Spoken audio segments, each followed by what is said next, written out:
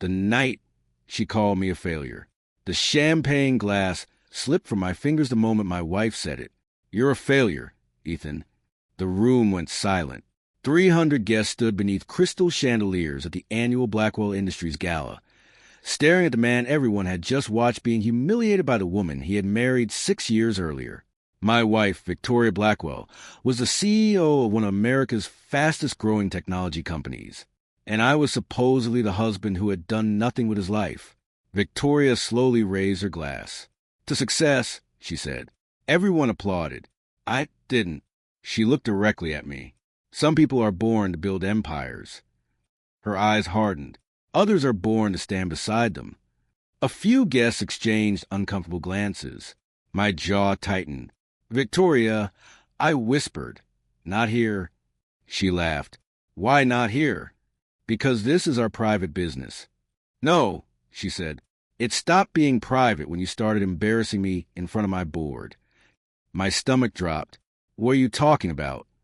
She stepped closer. "You've been unemployed for almost a year. I told you I was working on something. You call sitting in your home office all day working? It isn't what you think. Then tell me what it is." I looked around the ballroom. Too many eyes. Too many cameras. Too many people waiting for me to collapse. So I simply said, "Not tonight." Victoria shook her head. "That's your problem, Ethan. You always say not tonight." She turned toward the crowd. "My husband has always had dreams." A nervous laugh moved through the room. "Unfortunately," she continued, "dreams don't pay salaries." More laughter. I felt something inside me break. Not because she had insulted me, because she had forgotten. 6 years ago, before Victoria became CEO, she had stood in a tiny apartment with tears in her eyes and said, "I don't care if we struggle. Just promise you'll never stop believing in me." I had promised.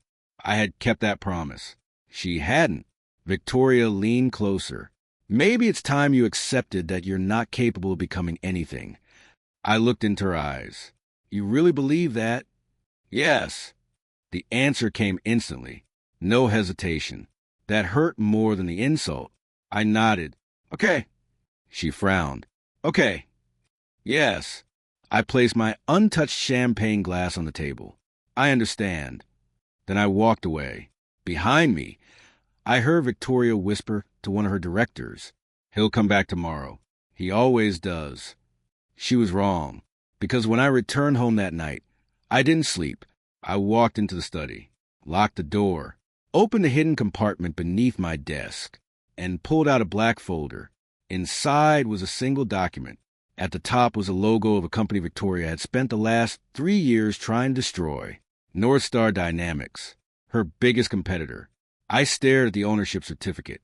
My name was printed beneath the words. Majority owner and controlling chairman, Ethan Carter. I had never told Victoria, not because I wanted to deceive her, because when we got married, I wanted to know whether she loved me without knowing what I owned. For 6 years, she had believed I was a struggling husband living off her success. The truth was almost impossible to explain. Northstar had been mine long before Victoria became CEO. I'd built it quietly with my late father's patents, private investors, and years of work under a legal trust. And now Northstar was preparing to launch the technology that could completely reshape the industry, including Victoria's company. I opened another file. There was one document inside, a board meeting request. Tomorrow, Victoria's name was at the top. I stared at it. Then my phone rang. It was my chief operating officer, Daniel Reed. "Ethan?" "Yes." "We have a problem." "What happened?" "Blackwell Industries just made an acquisition offer." I sat down. "For Northstar?" "Yes." I smiled bitterly. "Who authorized it?" "Victoria Blackwell." Silence.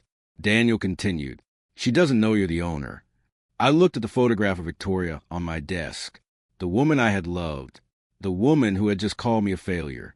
"Don't reject the offer," I said. Daniel paused. "What?" "Let her believe she can buy us. And then," I closed the folder, "then we'll see who really owns the future." The woman who thought she had won. The next morning, Victoria walked into the Blackwell boardroom like a queen. Her confidence was obvious. Her CFO, Marcus Hale, placed a folder in front of her. The Northstar acquisition proposal is ready. Victoria nodded. Good. One board member hesitated. Are you sure? Victoria looked at him. About what?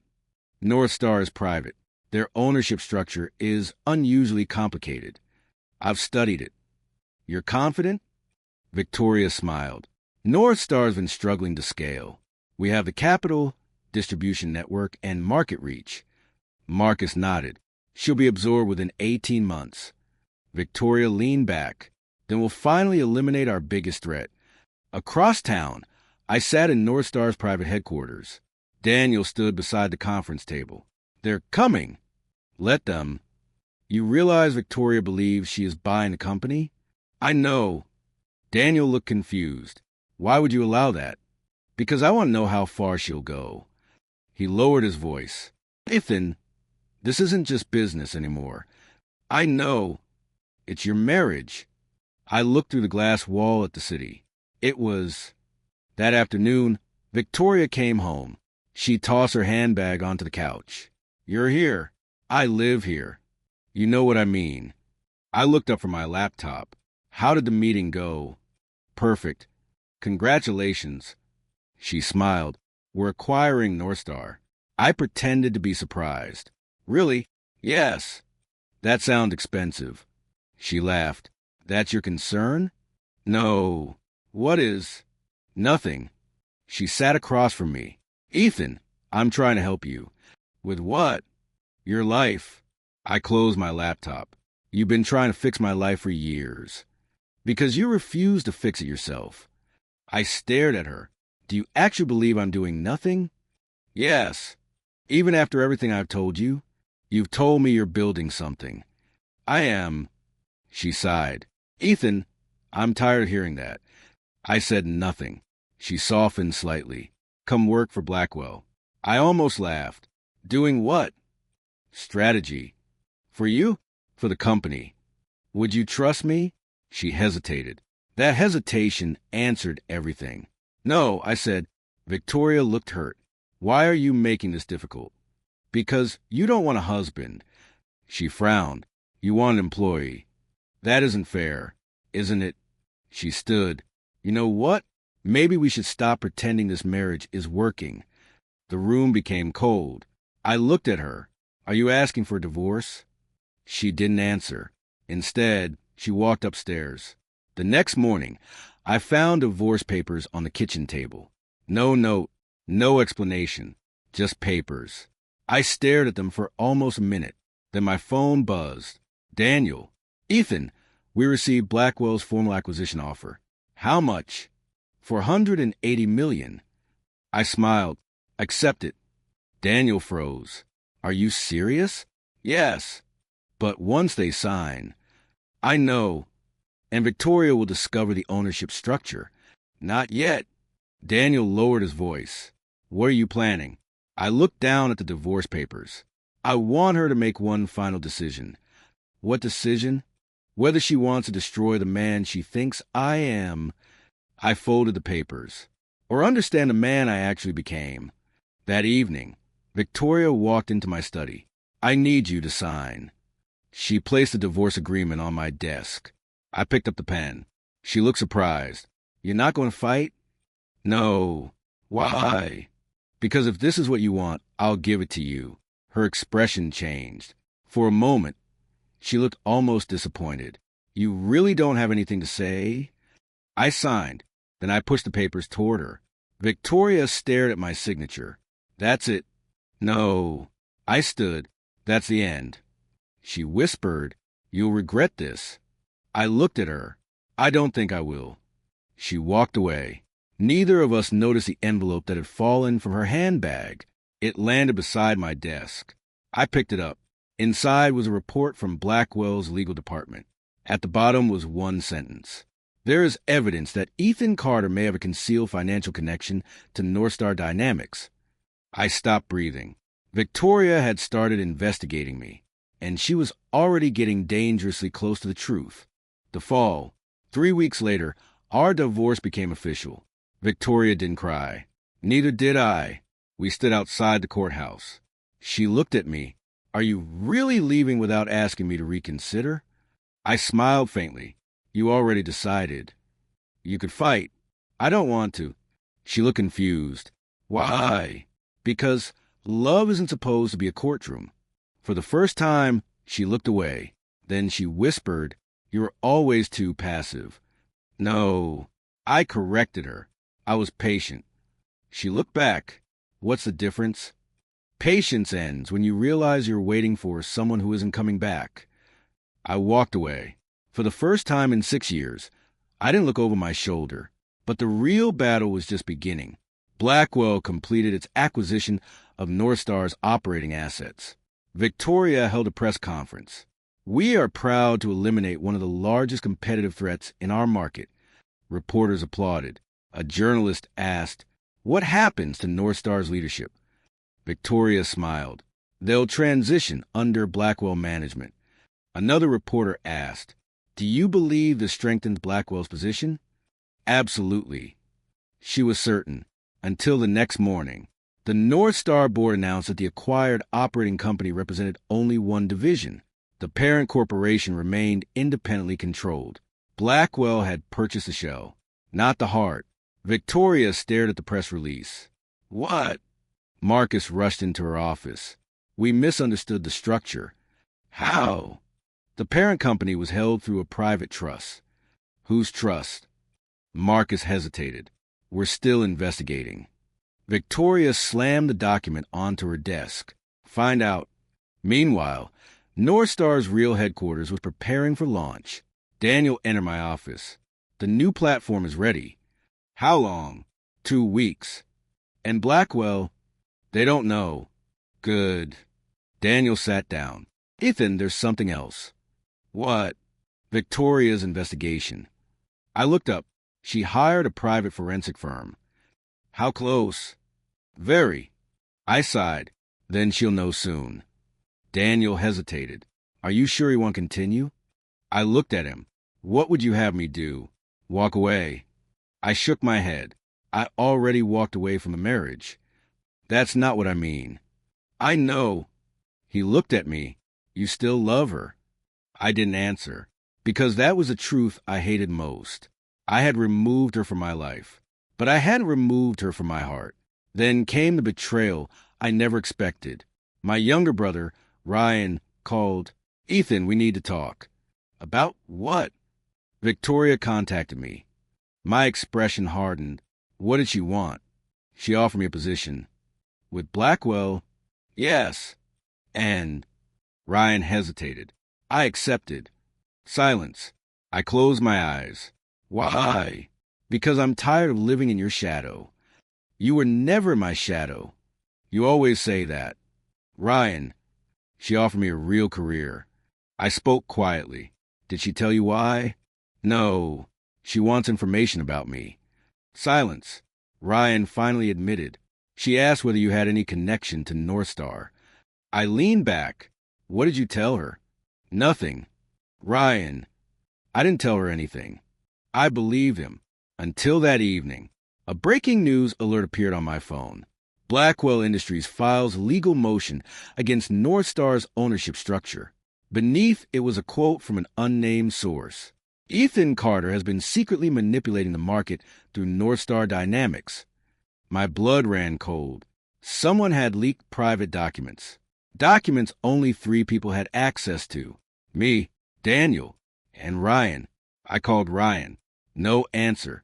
I called again. Still nothing. Then Daniel rushed into my office. Ethan. What? He handed me a tablet. Look. I read the headline.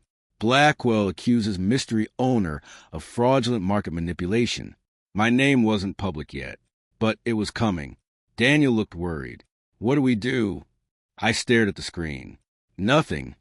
Nothing. Let them come. Ethan. I stood. They think they've cornered me. I picked up my coat. They have no idea who they're fighting. But when I reached the elevator, my phone buzzed. A message from an unknown number. You don't know who betrayed you. Then another message arrived. Ask Victoria what happened 7 years ago. I froze. 7 years ago. That was before Victoria and I were married, before Blackwell, before Northstar. I stared at the message. Then the elevator doors opened. Inside stood Ryan. His face was pale. He whispered, "Ethan." I stepped inside. "What happened 7 years ago?" Ryan looked terrified. "I think you need to hear it from me. The secret behind the marriage." Ryan sat across from me in the private conference room.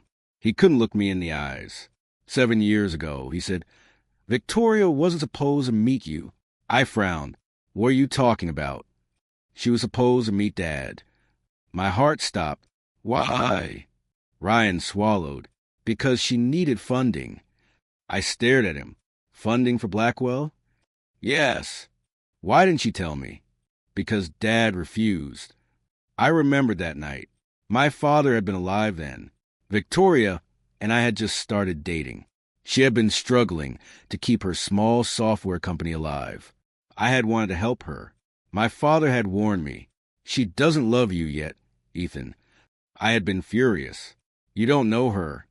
He had looked at me. I know ambition. I never understood what he meant. Until now. Ryan continued. "Dad offered Victoria something." "What?" "A business partnership." I felt my chest tighten. "She refused." "No." Ryan looked down. "She accepted." I stood. "Then why didn't Blackwell collapse?" "Because Dad gave her access to something." "What?" "The original technology patents." I stared at him. "Northstar's patents?" Ryan nodded. "Dad created them." I sat down slowly. Everything changed. My father hadn't merely funded Northstar. He had created its foundation, and Victoria had known. Why did she marry me? Ryan didn't answer. I looked at him. "Why?" He whispered, "Because Dad made her promise." "Promise what?" "That she'd never use you." I laughed bitterly. "So she married me out of guilt?" "No." Ryan shook his head. "She fell in love with you. That stopped me." "She did. But then Dad died." I looked away. Ryan continued. "After Dad died, Victoria became obsessed with proving herself. Blackwell grew faster than anyone expected. And me? You stayed beside her." I remember the years. Late nights, missed dinners, board meetings, promotions, awards. Every time Victoria succeeded, I celebrated. Every time she failed, I encouraged her. But somewhere along the way, she began seeing me as an obstacle. Ryan pulled out a file. There was another agreement. I opened it. My hands trembled. It was a private document signed 7 years earlier. Victoria had agreed to repay my father's trust through future company shares. But beneath that clause was another condition. If Victoria ever attempted to acquire Northstar's parent company, the trust would reveal its controlling owner. My name. I looked at Ryan. "Dad planned this?" "Yes." "Why?" Ryan's eyes filled with tears. "Because he knew you." I said nothing. "He knew you'd hide your success from the people you loved to see who loved you without it." I closed the file. "And Victoria?" "She knew about the trust." I stared at the wall. "She knew I owned Northstar?" "No." Ryan shook his head. "She knew someone did." Then the door opened. Victoria walked in. We both looked at her. She looked exhausted.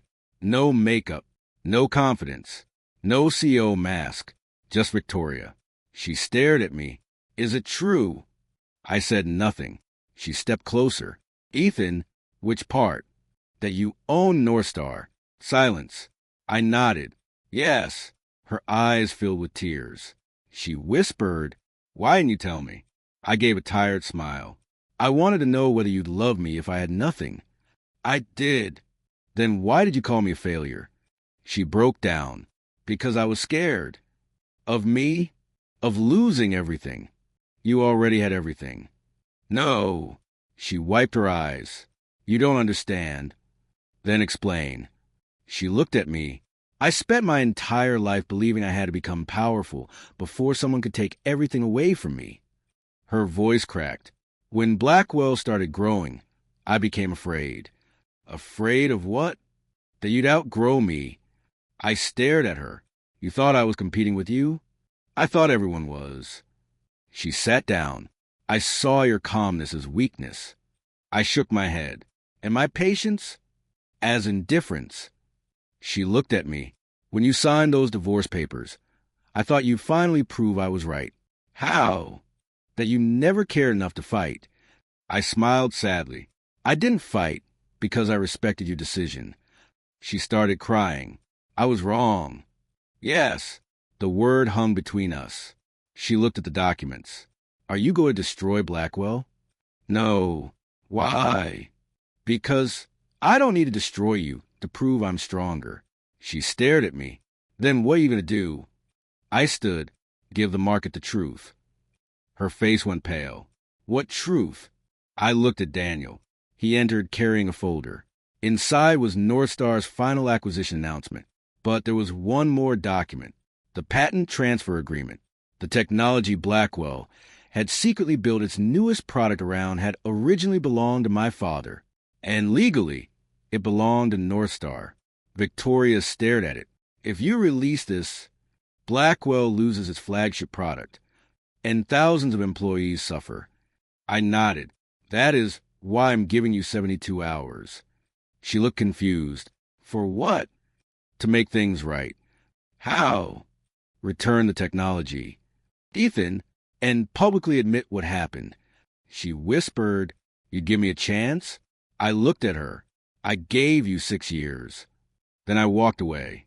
But before the door closed, Victoria said something that stopped me. Ethan. I turned.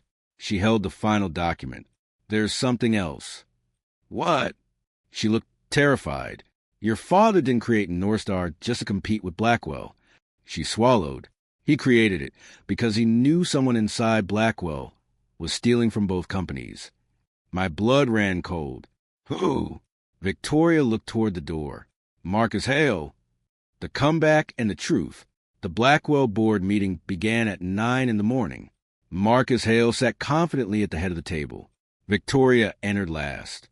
No one noticed the small USB drive in her hand. Marcus smiled. Victoria, you're late. She sat down. No. She looked at him. You're early. He frowned. What does that mean? Victoria placed a USB drive on the table. It means I've finally seen everything. Marcus's expression changed. Seen what? Your transfers. Silence. You moved Blackwell's development money through 3 shell companies. Marcus laughed. That is ridiculous. Victoria turned to the general counsel. Pull the audit. The lawyer opened his laptop. Marcus stood. This is absurd. Victoria looked at him. You leaked information about Ethan. His face hardened. What? You manipulated the acquisition. You have no proof. I have 7 years of records. Marcus's confidence disappeared. Victoria continued. You weren't protecting Blackwell. You were protecting yourself. Marcus slammed his hand on the table. You think Ethan is your savior? Victoria stared at him. No. She paused. That's the mistake I made. The boardroom doors opened. I walked in. Every director turned. Marcus went pale. Victoria looked at me. I said nothing. The general counsel stood. Mr. Carter. Marcus whispered, You... I looked at him. You stole from my father's company. He stepped backward. I didn't know who owned Northstar.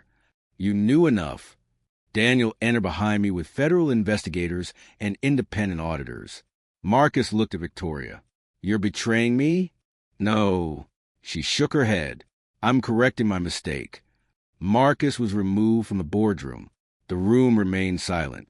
I placed a folder on the table. Northstar will not pursue criminal action against Blackwell if the stolen technology is returned and the employees affected are protected. A director asked, Why would you do that? I looked at Victoria. Because innocent people shouldn't pay for executives' mistakes. Victoria's eyes filled with tears. Then she stood. I have an announcement.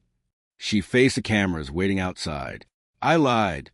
Reporters erupted with questions. Victoria raised her hand. I believe my husband was a failure because I confused humility with weakness. The room went quiet. I was wrong. She continued. I also allowed ambition and fear to destroy the person who supported me before anyone knew my name. I stood behind her. She looked at me. I cannot undo what I did. Her voice broke, but I can take responsibility for it. The press conference lasted 2 hours. By evening, Blackwell stock had fallen. Northstar's valuation exploded. But I didn't celebrate, because winning wasn't what I had wanted. I had wanted to understand why the person I loved had stopped seeing me. 3 months later, Victoria resigned as CEO. She didn't disappear. She rebuilt herself. She started a smaller technology company focused on ethical innovation. And for the first time, she wasn't trying to prove she was better than anyone. She was trying to become better than the woman she had been. One evening, I received a letter. No assistant, no lawyer, just Victoria. I opened it. She wrote, "I used to think love meant finding someone who would never leave. Now I understand that love also means becoming someone worth staying for." I read it twice. Then I put it down. A week later, Victoria came to Northstar. We sat across from each other. She smiled nervously. "Do you hate me?" "No." "Do you forgive me?" I thought about it. "I forgive you." She exhaled. "But forgiveness doesn't mean we go back." "I know. You understand that?" "Yes." She nodded. For the first time, there was no argument, no manipulation, no pressure. Just two people accepting the consequences of their choices. She stood to leave. Then I said, "Victoria." She turned. "Your company?" She smiled. "It's doing well." "Good. Thank you." "For what?" "For not destroying me." I shook my head. "I didn't save you." She looked confused. "You saved yourself when you finally told the truth." She smiled. Then she walked away. I watched her disappear through the glass doors. Daniel entered a moment later. "You okay?" I nodded. "Yeah."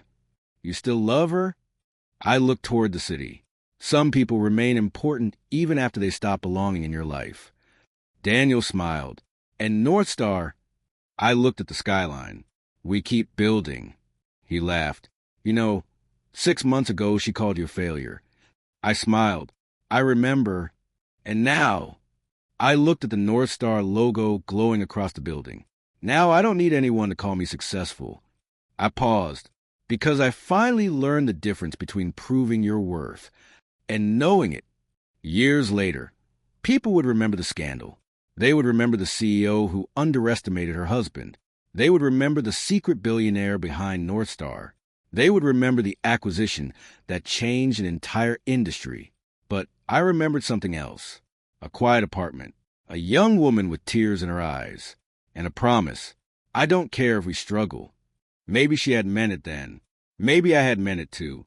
But life taught us both the same brutal lesson. Never measure someone's value by what they appear to have. The quiet person in the room may be carrying an entire empire. The person you dismiss may be the one holding the key to your future. And sometimes the greatest comeback isn't becoming richer than the person who hurt you. It's becoming strong enough that you no longer need their regret to feel whole.